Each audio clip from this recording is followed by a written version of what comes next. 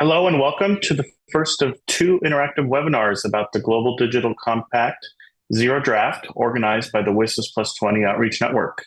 My name is Carlos Reyes. In my support role for the network, I will be facilitating this webinar with the technical help of my colleague Alp Ecken. This is the agenda for today. The webinar begins with some level setting, then four discussants, Jordan Carter, Amrita Chaudhry, Fiona Alexander, and Veni Markovsky will share their observations of the Zero Draft. The rest of the time will be dedicated to a discussion. Please use the question and answer pod or raise your hand, and I will do my best to manage the queue. Thank you for joining, and please welcome Elizabeth Hallwatch, who will provide the level setting for today. Elizabeth. Thanks so much, Carlos. Hello, everyone. It's really good to see some familiar faces here online. Some of the participants on this call I know may be quite familiar with the digital cooperation process, and then some perhaps recently began following the GDC process. So we thought it might be useful to provide some context before the discussion begins on the Zero Draft of the GDC, which, as many of you know, was published just a couple of weeks ago on April 1st. The GDC evolved from, next slide, please. Thank you. The GDC evolved from the digital cooperation process, which was set in motion in 2018 by the UN Secretary General, Antonio Guterres, just a year after he took office. He brought together a diverse group of individuals from the private sector, governments, and international organizations to form a high-level panel on digital cooperation. The panel chairs were Melinda Gates and Jack Ma. And the objectives of this panel was to raise awareness of the impacts of digital technologies and advance some proposals for digital cooperation. In the following year, in 2019, the panel releases a report titled The Age of Digital Interdependence, which focused on several issues such as the digital divide, the impacts of digital technologies on human rights, and strategies to promote digital cooperation. The report also highlighted gaps in the current global digital cooperation architecture. What we see emerging is a new process dealing with a broad set of digital and internet-related issues that are similar to the set of issues in the WSIS framework, issues of connectivity, the role of technologies on society, human rights, trust and security, but also a spotlight is placed on the IGF. The report makes 5 recommendations, in particular a recommendation to promote digital cooperation. The panel report suggests that the Secretary General should also start a cooperative process to update the mechanisms for global digital cooperation. Member states are receptive to the panel's report and want to discuss the issues further. This resulted in the follow-up roundtables on digital cooperation, where they discussed the recommendations in the panel's report and really ways to advance them. There were roundtables on global connectivity, digital public goods, digital inclusion, the digital cooperation architecture, just to name some of them. These roundtables were not limited to just governments. Private sector organizations and international organizations could participate. Year-long discussions were held in the roundtables. I know some of the participants and some of you who have joined in this call participated in some of those roundtables. The roundtables generated more ideas that were action-oriented. Then in 2020, the Secretary General issues the Roadmap on Digital Cooperation report. This report included action-oriented recommendations in various areas, such as achieving universal connectivity by 2030 and establishing a more effective architecture for digital cooperation. At this point, various models and suggestions for the IGF are also presented in this roadmap report. Also in 2020, if you recall, the world is faced with a global pandemic. This is also the year of the UN 75th anniversary. The UN General Assembly hears from the Secretary General that the progress on some of the achievements of the SDGs may have been rolled back, and concerns emerge on whether the SDGs can be met by 2030. In 2021, the Secretary General releases the Common Agenda report with some action-oriented ideas to address the global challenges seen as impacting the achievement of the SDGs. The Common Agenda report outlines several digital issues and suggests that there should be a global digital compact adopted at the Summit of the Future. The GDC would reflect principles for an open, free, secure, and digital future. In 2022, the UN General Assembly adopts a resolution on the modalities for the Summit of the Future. During the same year, the Secretary General appoints co-facilitators, ambassadors from Sweden and Rwanda, to lead the intergovernmental process on the GDC. Several informal consultations and/or deep dives are held in 2023, where member states and stakeholders participate. In 2023, the Secretary General also issues a Policy Brief 5 on the Global Digital Compact, which introduces a proposal for establishing a digital cooperation forum that could serve as a mechanism on the follow-up on the review and implementation of the GDC commitments. The GDC is expected to be an annex in the Pact of the Future. We should note that this is an intergovernmental process, and negotiations begin this year on the Pact of the Future and the GDC. Next slide, please. So next slide, please. I thought it might be helpful just to give a quick overview on some of the process and modalities. The GDC is an intergovernmental process, as I just mentioned. It's a consensus document to be negotiated by member states. It'll be in the annex of the Pact of the Future, which is a separate negotiation process. And I believe today is the reading on the zero draft of the Pact of the Future.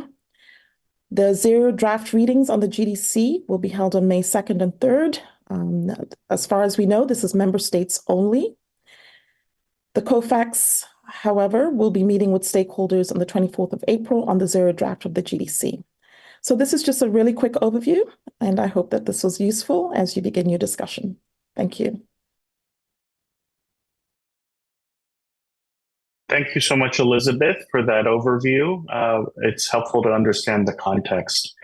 We'll now return to the agenda. And as I mentioned, the next section will be dedicated to observations from 4 discussants.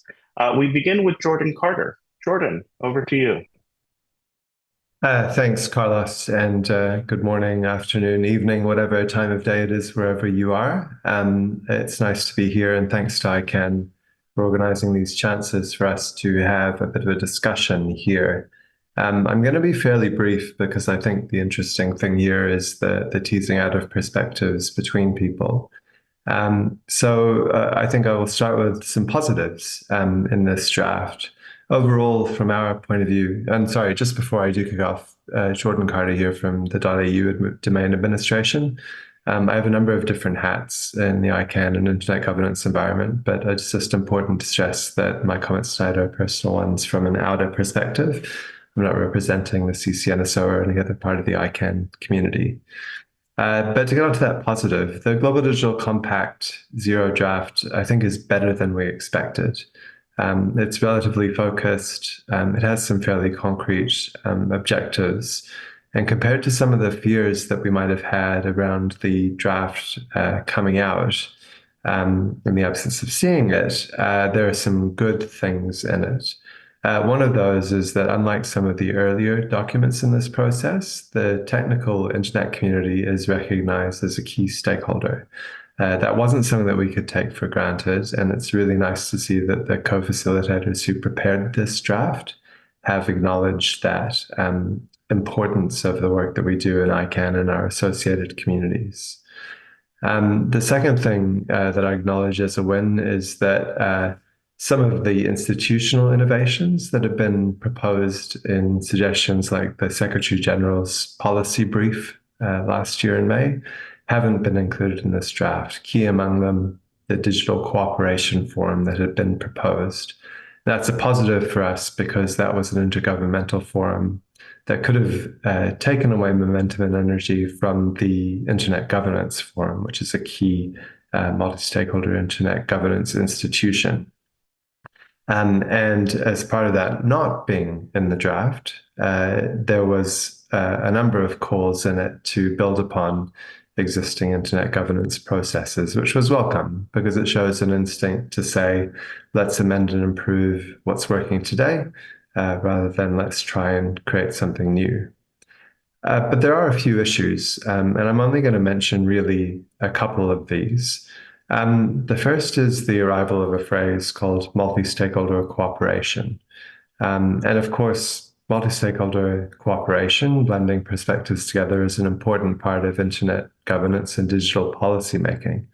But it isn't just cooperation that we do. If anyone described ICANN, for example, as a cooperation forum, they would only be telling a part of the story, because fundamental to what we do is internet governance, not just internet cooperation. We make decisions, we implement them, we create processes and rules that we then act upon.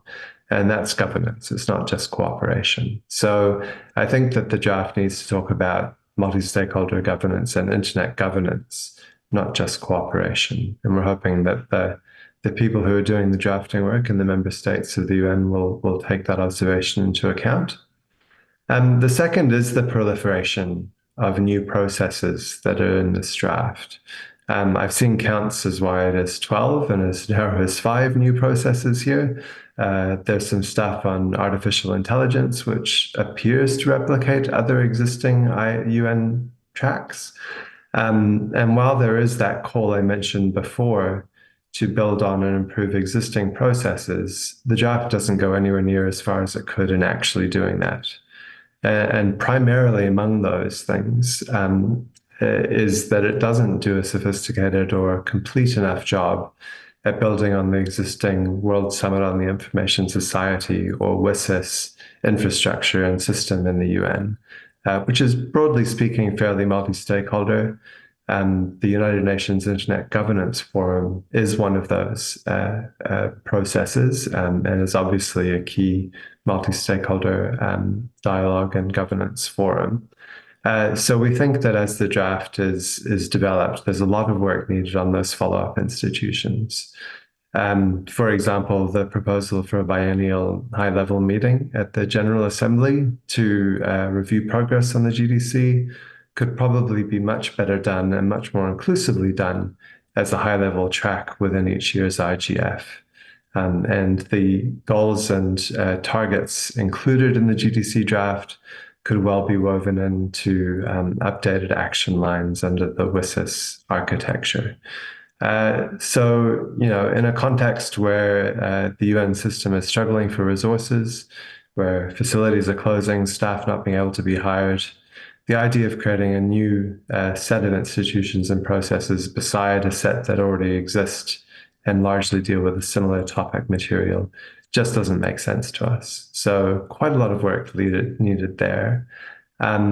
It's important that as the negotiation proceeds, the kind of preeminence and centrality of that WSIS architecture is achieved, rather than turning it and other parts of the digital and internet governance sphere into spokes on a hub that's grounded in New York. So I hope that's given people a little bit of a perspective on it from our point of view, and a few things to talk about. Thank you for the chance to join the meeting today. I look forward to seeing how the discussion proceeds.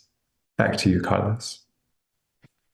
Thank you, Jordan. We appreciate your contributions there.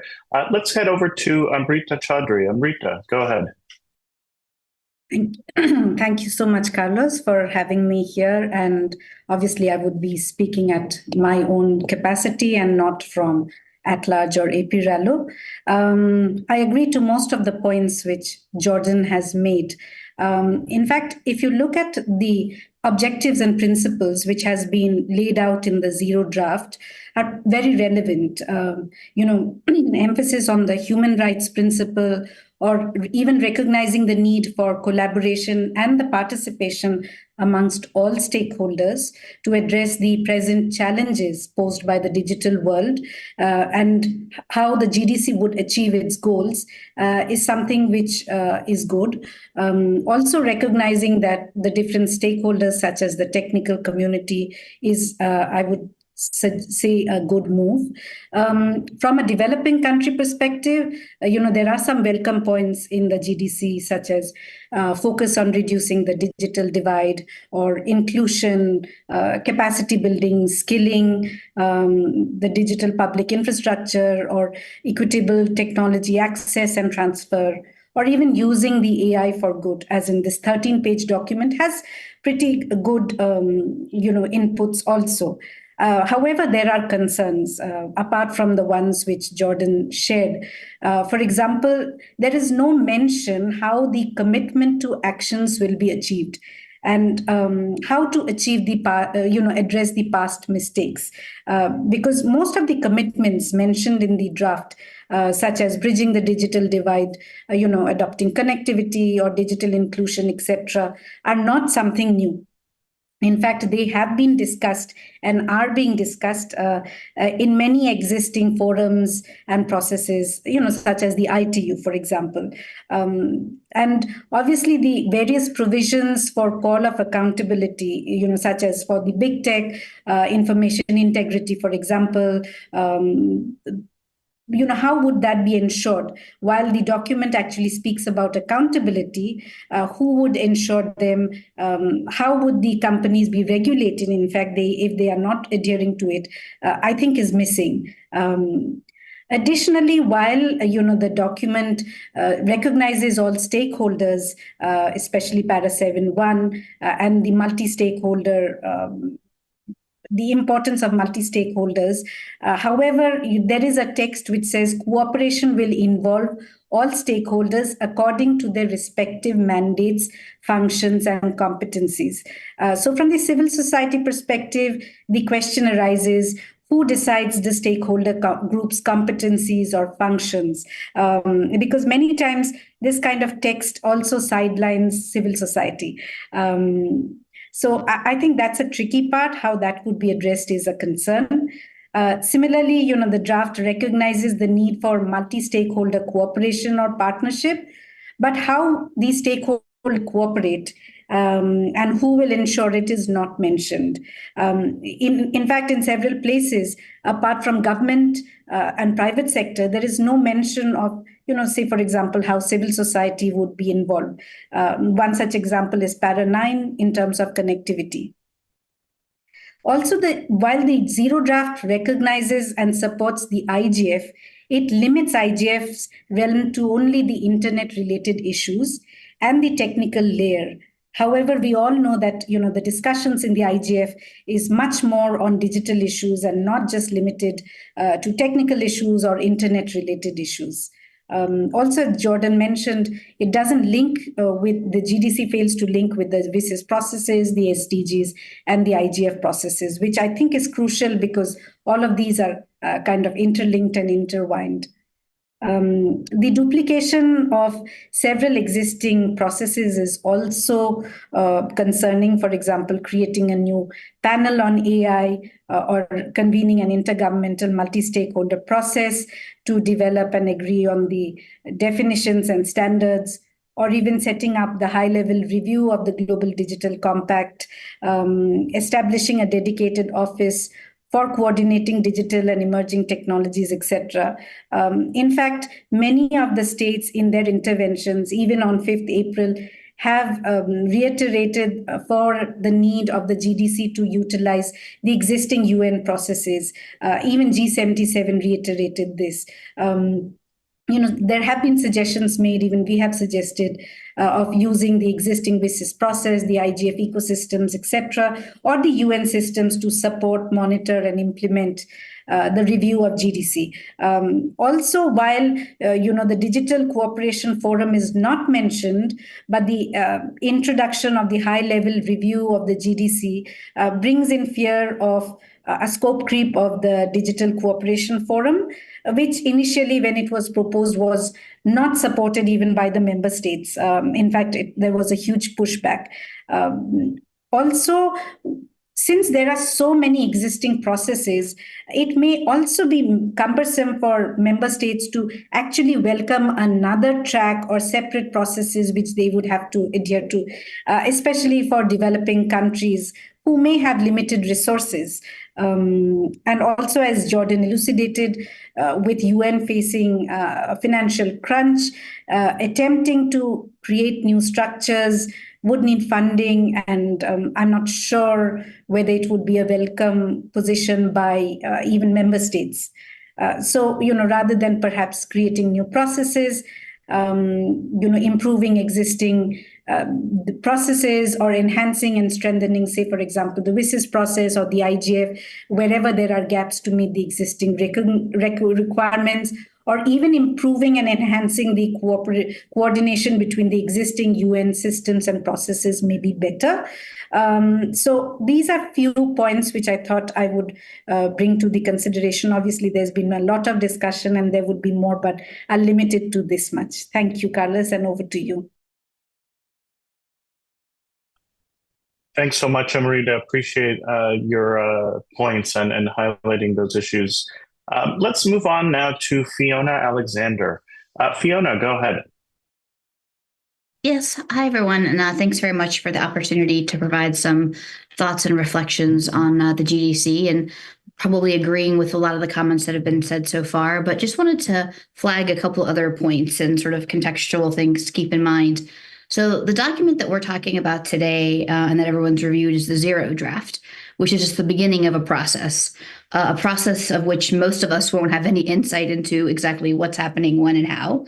So I think that's a part of a challenge for the stakeholder community to keep up and keep track and figure out how and when to intervene, and even if there's an opportunity to. So I think it's important to keep in mind that we're talking about a document that probably has already been overtaken by events in some cases with the member state feedback it's already gotten.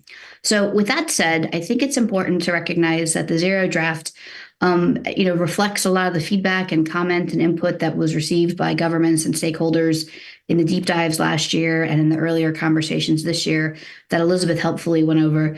And if you were just reading the text from a pure ICANN, very narrow mission DNS community perspective, I think the text around the Internet Governance Forum and around ICANN core issues is pretty good, actually. It's not bad. When you look at it as standalone. I think there's a couple of missed opportunities where on the connectivity section, there could be some references to internationalized domain names, which this community knows is important for meaningful connectivity, but it's not a crisis that it's not there, but it might be nice to see that if folks were interested in putting that there. I think there's some challenges also just around the broader connectivity section and missing some core institutions like the International Telecommunication Union that have been working on this issue since its inception, 158 maybe years ago now. So it's a little bit odd not to see it specifically highlighted. And then I think I found the AI stuff a little bit expansive and broad and premature. Again, I'm not quite sure how core that is to sort of the ICANN community, but it's important to keep in mind that I think there's a bit of an overreach in that section and a lot of duplication. So where I think there are some real challenges with the document, is particularly with the follow-up process that's put forward. And when I first read the document and did a first quick skim, I was like, oh, internet governance stuff, not so bad, looks pretty good. I think we're in okay shape. But then when you read those sections in the context of paragraph 61 through 65, I think we realize we have a bit more of a problem than I think folks had originally imagined. So while, as Jordan said, there's no specific call for digital cooperation forum in that name, when you read those paragraphs 61 through 65, it's a sort of a stealthy or a little bit more not upfront way to kind of create a similar kind of construct in some fashions, and really would push the centralization of UN work on digital stuff to New York, away from the expert agencies and away from stakeholder communities like ICANN, and could undermine IGF at some point, depending on the form and shape it takes. So I think the more I think about the text, the more I think those last sections are particularly problematic and deserve some real attention. The other thing I just wanted to sort of flag and sort of throw out there for conversation amongst people that are interested in this issue set is the question and conversation around having a conversation on tech, digital, internet, whatever you want to call it, in New York, in the UN versus the Geneva or other UN processes. And the Geneva processes are much more open. The ITU and other institutions have had stakeholders participate for a long time in various uneven ways, but at least been able to be in the room. In the New York processes, it really is an intergovernmental process. And I can't stress enough how much that means. It's hard for people that aren't governments to keep up with what's going on, which I think personally is quite a challenge. And so I just wanted to sort of remind people and bring people's attention back to what happened almost 20 years ago now with the World Summit on the Information Society. So WSIS, obviously a summit in two phases, 2003, 2005, but there were a lot of preparatory meetings and a lot of negotiations that led up to those two big meetings of the summit, phase 1, phase 2. And, when these negotiations kicked off in 2002, I believe, if my memory serves, stakeholders weren't allowed into the room. In fact, if I remember correctly, I think the ICANN CEO and staff at the time might have been forcibly removed from one of the meeting rooms at one point.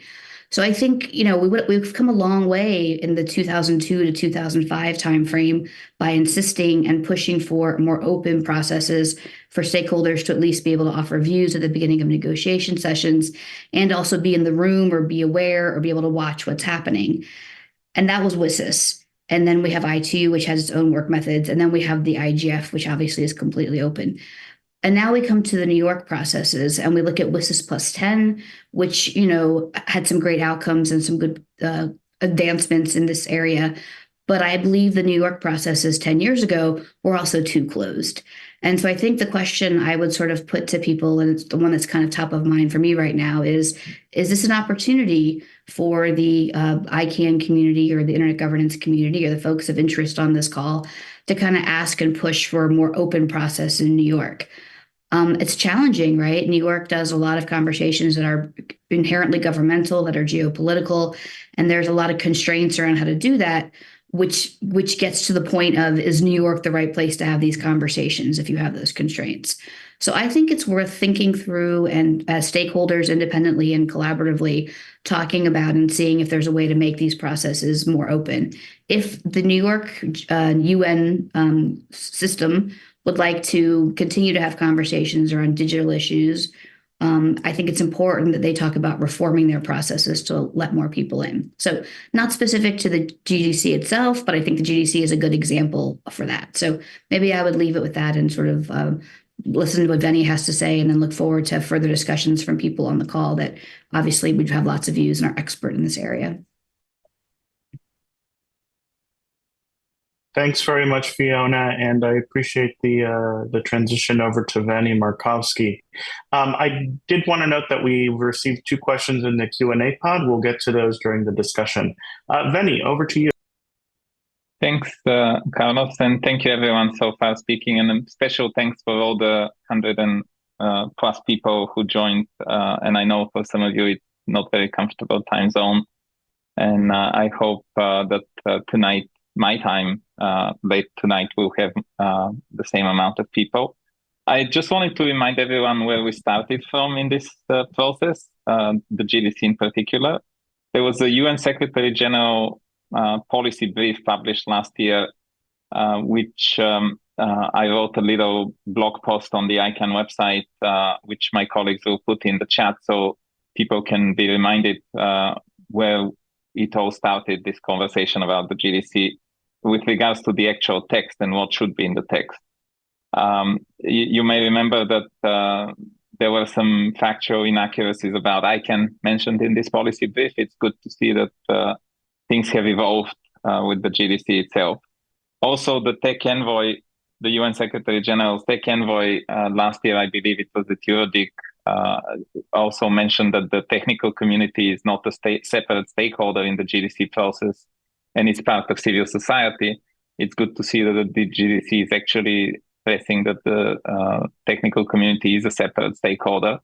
By the way, that statement by the tech envoy caused a publication by APNIC, ARIN, and ICANN at the CEO level to explain what is the actual value of the technical community. So, and then of course, some people already mentioned the Digital Cooperation Forum, which was one of the proposals in the policy brief, which was supposed to be a multilateral gathering, annual gathering at the UN General Assembly. For those of you who are not familiar with the language, that means that no other stakeholders would be allowed, because under the rules of procedure of the General Assembly, only member states can participate in such events. So I will cut my intervention short because I want to hear more from other people. Just wanted to mention a couple of items. First, we have published also a WSIS+20 paper last year, information paper. It's only 4 or 5 pages. It's very good for people who want to take a look at not only from ICANN's point of view, but in general, what's happening in the WSIS process, which the GDC is, even though it's a separate process, we are considering that there are some elements that kind of are connected to the two processes. I mean, the GDC mentions the World Summit on the Information Society, supports the IGF, the multi-stakeholder model, etc. So there is clear connection. And then just FYI, ICANN, together with the ITU, did a briefing for UN diplomats and people from the Secretariat in January. We did it on January 11th at the same time, at the same day, but obviously at different times, around noon in New York and around noon in Geneva. And in New York, we were co-hosted by the permanent missions of Guatemala and Bulgaria. And altogether in the two venues, we had more than 100 missions participating. And we did talk to them about how the internet is functioning and how we can connect the next billion using some of the items that I think Fiona mentioned, like universal acceptance and internationalized domain names. Very informative sessions, lots of questions, lots of high-level officials, including ambassadors participating.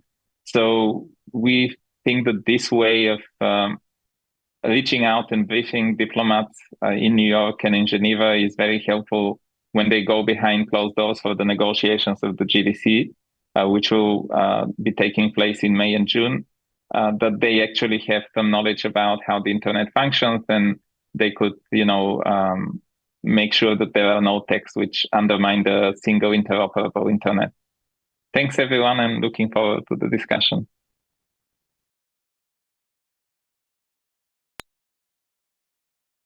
Thank you, Veni, and thank you to the four discussants for getting this discussion started.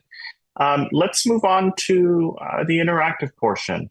As I mentioned, we have a Q&A pod. We have 2 questions there already, but you're also welcome to raise your hand. So perhaps as you contemplate your question, I'll start with the first question in the Q&A pod. We received a question from Sahanaj Begum. How does the GDC draft balance cybersecurity efforts with concerns about potential impacts on freedom of expression and privacy? Does anyone have some thoughts on that, either the discussants or perhaps someone from the audience? I'll also add the question in the chat. Amrita, go. Thank you, Carlos. And, just to respond to the question at a higher level, the GDC does have a lot of emphasis on open, trusted, internet, information security, data security, etc., as well as, the use of artificial intelligence for good, the AI governance, etc. However, the main emphasis it gives is on human rights. So when you're talking about human rights, etc., the freedom of expression does come into force. So yes, there is emphasis on that on Shehnaz. So directly, it's not talking about cybersecurity, but it talks about data security, information security, trusted, secured networks, etc. So it does talk about that. And privacy, obviously, and human rights is there. The privacy aspect is also spoken on the data privacy part. So yes, it is there. Thank you.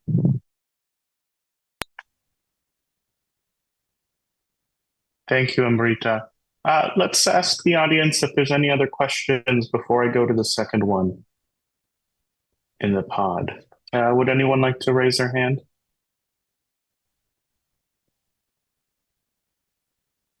Okay, I'll read the second question then. Governance and competition, becoming cooperation is one, competitive governance is another. How does the GDC assure competitive governance?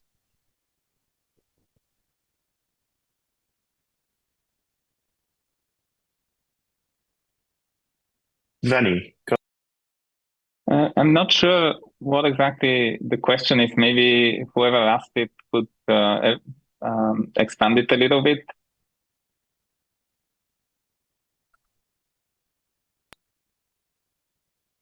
Thanks, Veni. Gopal Tadepali, if you're able to unmute, perhaps you can expand on your question for the group. Thank you. Good evening. the governance of a given region will have to compete with governance of other regions. It is something that I've been thinking about, that regional boundary is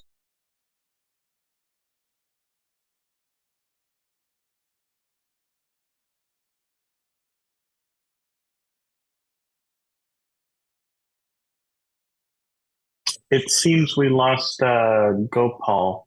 Let's move on to the next question. And oh, okay.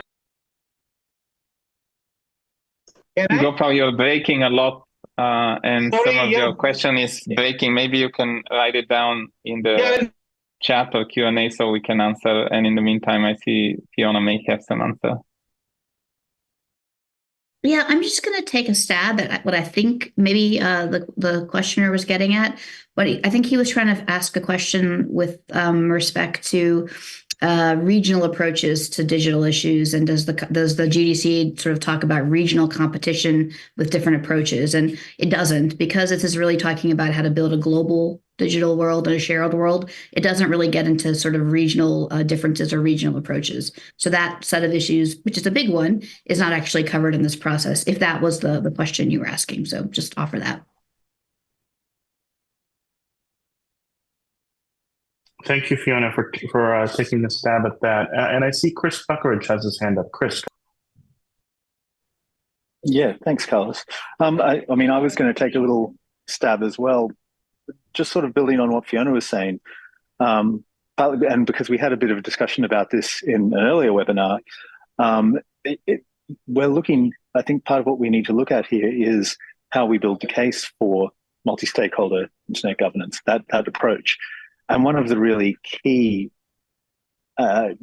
things that the IGF has going for it is this ecosystem, this network of national and regional initiatives throughout the world, which are not governed in a top-down way, but are actually developed organically to allow people to have that sort of much closer to home governance and discussion with people in their own networks and in their own areas.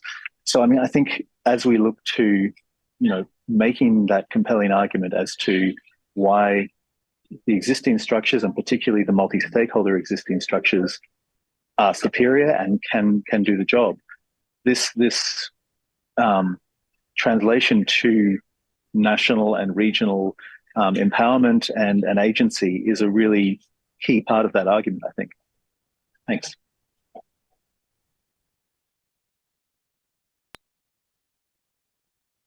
Thank you, Chris, for providing that input. There's another question in the Q&A pod. This is from Haikur Rahman from Bangladesh. I would like to know more about multi-stakeholder partnerships among government, researchers, and academia on the current context for AI for everyone.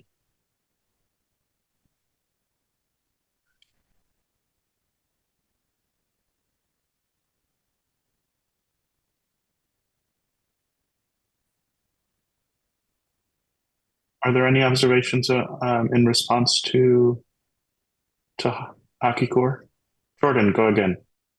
Oh, just really to say, I think that that's probably out of scope of the expertise of the people on the call today as an AI matter. Thanks, Jordan. Let's move on to, actually, I see that Gopal has provided some context there. I'm sorry for the audio not going through. Thank you, Fiona. At one end, we want necessary and sufficient localization, and we know at a global scale, it runs the risk of becoming micro. So regional and then global governance. Such a layered governance may be needed, and how does it happen in GDC? So we'll give everyone some time to digest that. Benny. Thanks. I think, I mean, at least we are looking from the point of view of governance of whatever what the issues that ICANN is dealing. It's a global governance of the internet unique identifier systems, but the actually there is a lot of national and regional governance of different issues related to the internet, that like apps and websites, etc. You know, there are countries' national laws that have impacted the internet in certain countries. Like some countries have no regulation whatsoever on anything related to the internet. Others have laws related to content or to applications. So these are different topics when we are, and I don't know that the GDC will actually get into these details, but also we have to remember many of the items that we may be thinking the GDC should be dealing with, it actually is not going to do it, because we have the WSIS process next year. And the WSIS is the one that, the Tunis agenda and the WSIS+10 outcome document are the ones that provide a lot of information about governance of the internet. And therefore, if any changes are going to be proposed or any updates or upgrades, it will be done next year at the UN. Thank you, Veni. Let's head over. I see two hands now. Thank you for raising your hands. Let's go to Bill Drake and then Amrita. Hi, everybody. We had a webinar about this yesterday in my webinar series, which some of you attended, and I thought there was some good conversation about some of these points about follow-up, and I just wanted to flag things that we chatted a little bit about, some of which have been highlighted here as well by Fiona and others speaking. I tend to think that with regard to the follow-up stuff, they're going to really want to have something about AI. There's so many governments agitated about the need for something about AI. If it ends up that they have to have an expert panel kind of configuration, that might not be so bad. But I don't know about the annual meetings, which could easily be very politicized. It just depends how that's configured. But I have a bigger concern, which is that, and I think Jim Pendergrass and other people have talked about this in the chat, and Jorge mentioned this in one of the different groups. This notion of the high-level review every 2 years, and whether it doesn't seem to kind of echo the Digital Cooperation Forum by another name, it does seem potentially problematic to me to be building this capacity in New York, which is so intergovernmental and politicized and tied to the General Assembly, et cetera. And I would say it's hard to argue that there shouldn't be any, compact review mechanism. Obviously, there has to be. But I think people have said, it could be proposed that this be done in the IGF or done even in the CSTD, one of the processes that's more open. I think that would be worth trying to mobilize some people to actually make interventions to that effect. And more importantly, because obviously governments matter more than what stakeholders have to say, to convey this strongly to key governments that can carry that concern into the process and maybe get them to think about recalibrating. And the same thing with the sort of the office to coordinate everything in New York. Anybody who's involved in this process since 2018 and gone to all these meetings with the tech envoy and so on, it's been clear from the outset that they wanted to build stuff. And, the whole kind of incentive structure and going into these things is to come out with a win, which is to have an organizational unit with some FTEs and all that. But it's not obvious to me really what the coordination that is needed would constitute, and why this has to come from New York, and why the kinds of coordination mechanisms that have already been put in place by leadership of the bodies involved in the WSIS couldn't be grown out, and so on. So I just think that there's some questions to be asked about this whole kind of moving stuff into the New York context, given the fact that the New York environment, and I say this as somebody who lives in New York, unfortunately, is just not that hospitable to stakeholder engagement. They just don't have it in their culture and their bones how to interact with stakeholders in a really meaningful way. Just holding these consultations where people get to make three-minute interventions and there's no actual interaction dialogue. It just doesn't. It's problematic to have all this stuff getting concentrated here. So I hope that people can come together around providing some organized feedback on those points. And I know we have this consultation coming up on the 24th that they did not announce very well, but maybe people can make those points there too. So I'll stop there. Thanks. Thank you, Bill. Let's go back to the queue. We have Jordan and then Veni, and then I'll read the two questions in the Q&A pod. Jordan, go ahead. Thanks, Carlos. Just a couple of reflections on Bill and Fiona's points around follow-up, and others have echoed this as well. I think there's already a 5-yearly or 10-yearly General Assembly-led review of WSIS, which looks at the kind of structure and goals of the initiative, and then the more practical follow-up and making sure that things are done is done in that more multi-stakeholder environment of the various WSIS initiatives. And I think we should be able to make the case that that's a genuinely better way to do it, because it genuinely weaves in the perspectives and needs of the whole stakeholder community that even the GDC draft says is integral to actually delivering on the goals. So there's a positive case, I think, to be made that it would genuinely be better to be more inclusive. And to focus the substance of the GDC's implementation in those existing WSIS structures. And then if there was a need for a political oversight, sure, have a General Assembly review, but have it every 5 or 10 years, just like it is for WSIS. And I just wanted to kind of note, I admire the call, Fiona, that you've made for the UNGA processes in this GDC to be opened up. I would love to see that happen, and we'll be encouraging our government here in Australia to advocate that. I guess it doesn't feel all that likely, given their how woven in a very not open way of doing things is in that environment, which also provides more impetus for us all, I think, to argue that the Geneva-based institutions are the better place for this to be happening. Thanks. Thank you, Jordan. Veni. Thanks. I just wanted to mention something about the UN processes, because people may not be always aware.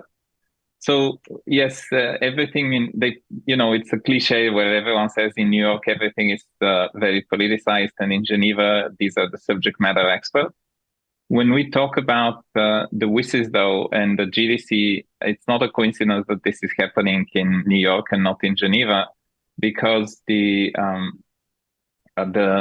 that's part of the work of the UN General Assembly. And I have to congratulate here the co-facilitators, because they actually managed to do more than anybody would have expected to try to hear what the other stakeholders have to say about the GDC. Usually, if it's a UN General Assembly, it will be member states only. But, they did deep dives last year. They were accepting and continue to accept comments by other stakeholders. Bill Drake, I believe, mentioned the 24th of April session that they're also organizing. And anybody can find the information at on the website of the Global Digital Compact at the Tech and Voice page on the UN website. And we have to be aware that even though for us who come, with a background like the WSIS, when still we were kind of, even though in the beginning it was difficult to participate, it kind of improved, or with, the ICANN's public sessions and processes, I think it's important to understand that the UN General Assembly is not going to change their rules of procedure just because of this topic, digital cooperation or WSIS, it doesn't matter. They will keep it because it combines years of experience or decades of experience. And at the end of the day, member states have their sovereign right to decide in what form or shape they want to discuss things. But indeed, the Internet Governance Forum is not utilized to the extent it could. We were reminded about it with a letter from the IGF leadership panel, which was set up by the UN Secretary General.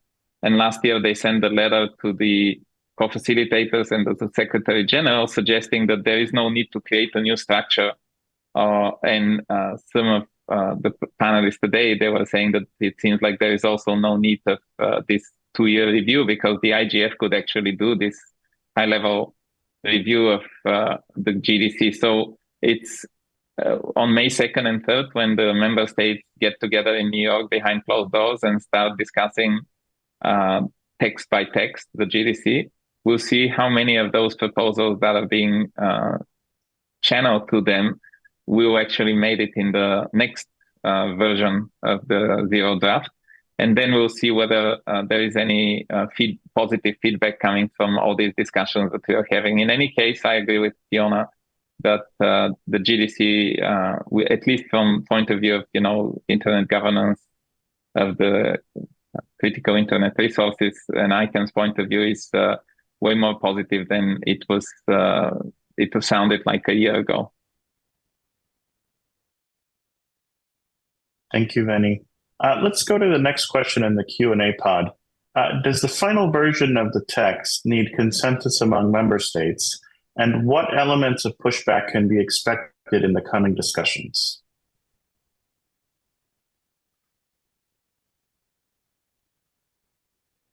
Amrita, go ahead.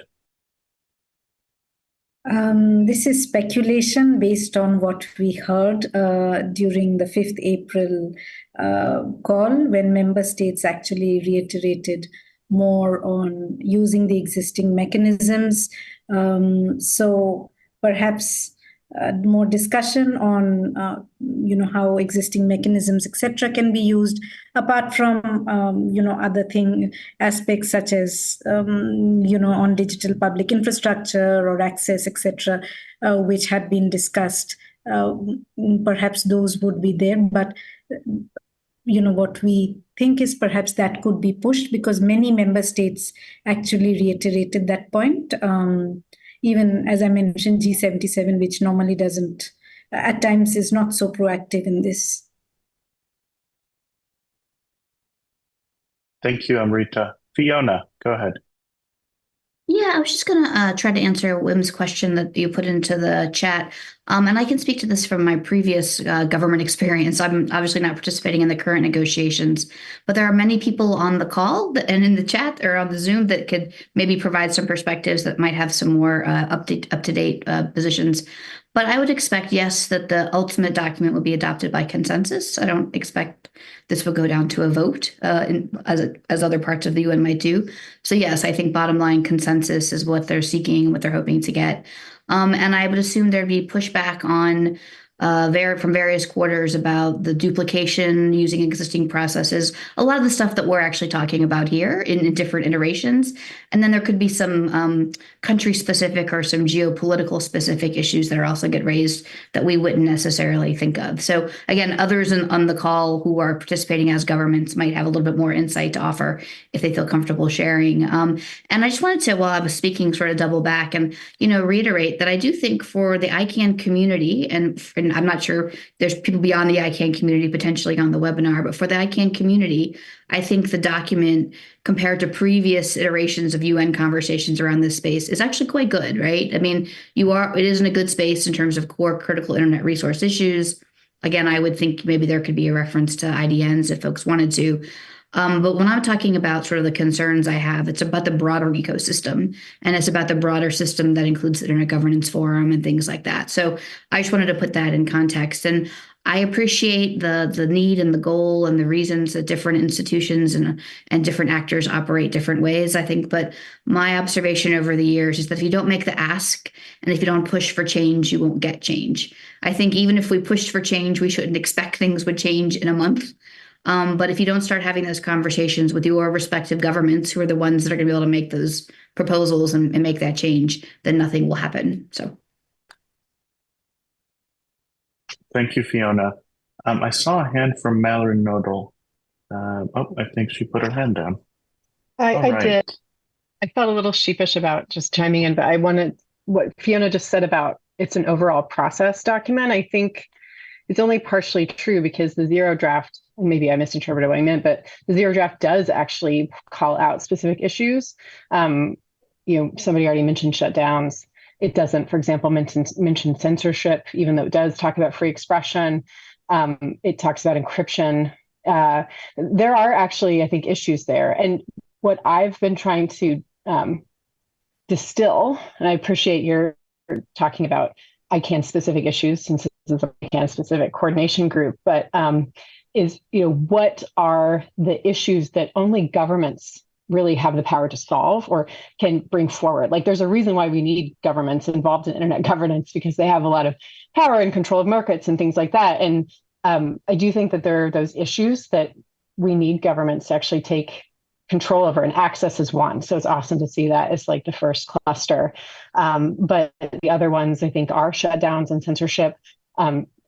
Restraint on weakening encryption policy is another one. And then, lastly, I think, which the COFACs are not necessarily keen to include even any mention of, would be weapons in war. But it is something that continues to feature large, obviously, in the press, as we all know. So yeah, I think those are the things we can actually pull out in terms of issues.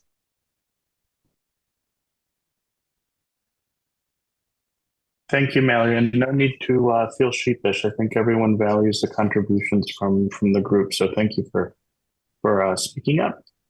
So let's go to one final question here from the Q&A pod, and it's from Hakikur Raman. And let me add that in the chat so that everyone can see it. One of the commitments is promoting a trustworthy internet commitment.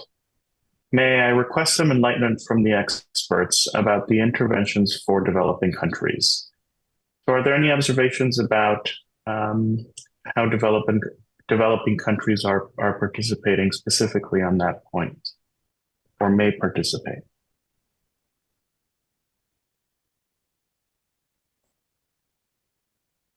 Amrita, go ahead. So and this is based upon what we have seen and what we have seen so far, most developing countries agree that with the notion that we need to have a trusted internet, a safer space. That's the question out here.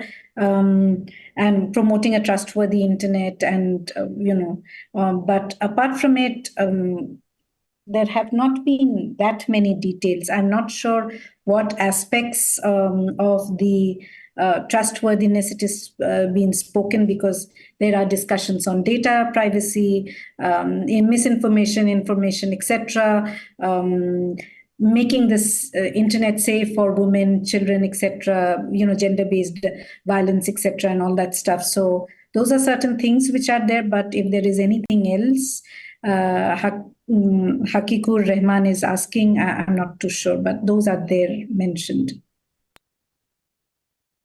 Thank you, Amrita. I appreciate the response there.